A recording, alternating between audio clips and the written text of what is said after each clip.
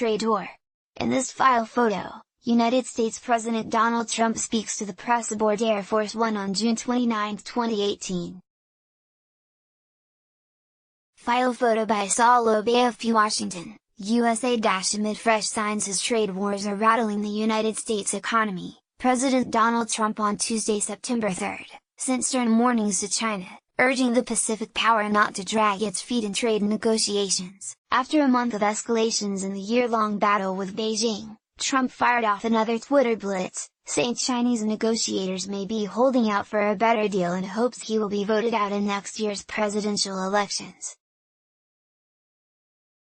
The latest invective from the White House ended the more conciliatory tone struck last week by both sides, which had helped soothe markets. "Well, I am sure they would love to be dealing with a new administration.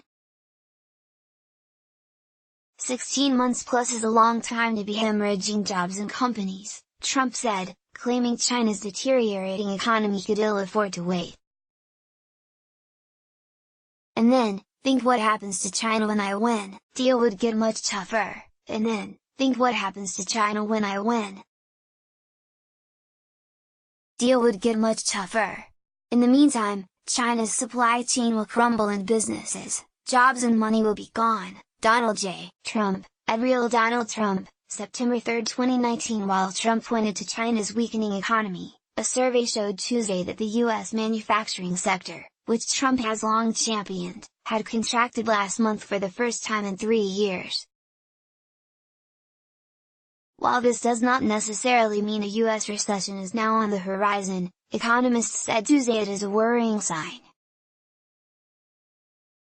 Senate visit to Beijing. The canary in the mine may be falling off its perch, economist Joel Naroff told clients in a note. Wall Street sank into the red early Tuesday, the first trading session since Trump jacked up duty rates on more than $100 billion in Chinese imports over the weekend.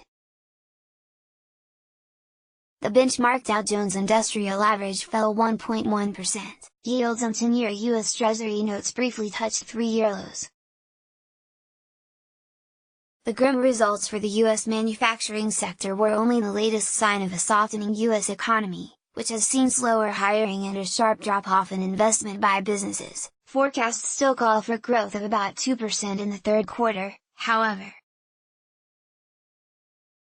Chinese state media reported Tuesday, meanwhile, that Republican Senators Steve Daines and David Perdue had met in Beijing with Vice Premier Liu He, China's top negotiator in the trade talks. Liu said China hoped for a negotiated resolution based on equality and mutual respect, according to state news agency Xinhua.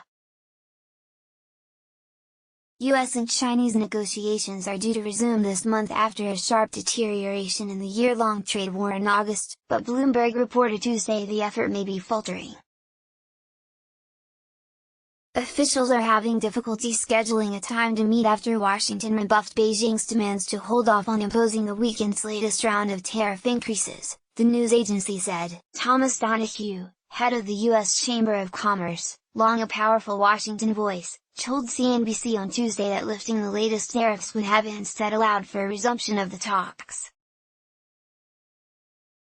But a White House strategy that involves creating such high levels of uncertainty could take the United States in a direction he said was unacceptable.